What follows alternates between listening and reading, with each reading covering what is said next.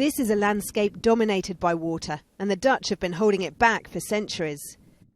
But now, instead of just containing the rivers with dikes, they're releasing them into the fields.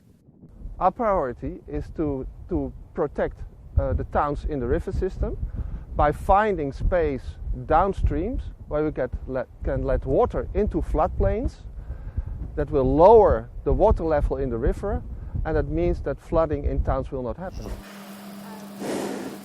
For the area's rural inhabitants, that's not as unpalatable as it sounds. Noel Hulsmajer's farmhouse used to stand on the new floodplain here, but it's been knocked down and rebuilt on a man-made mound.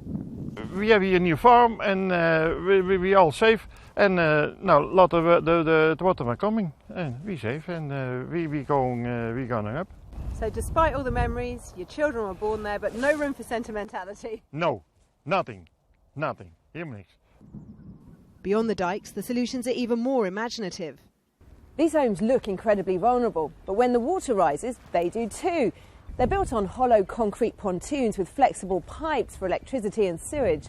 And that means they can keep functioning, even when the tide lifts them by as much as 5.5 metres. In Rotterdam, that technology is being tested to the limit. And you can see that the building goes up and down every day with the tide. This pavilion in the old docks, the start of a floating city. What you're now seeing is that urban expansion is happening in floodplains. They are very vulnerable to flooding. And in that case, a much better option is to urbanize underwater. Because if you do that, the floating area will adapt with a higher water level. So you won't experience any flood damage. It's expertise the UK is suddenly desperate for. The Netherlands flood czar has taken numerous calls since Sunday and is ready to help.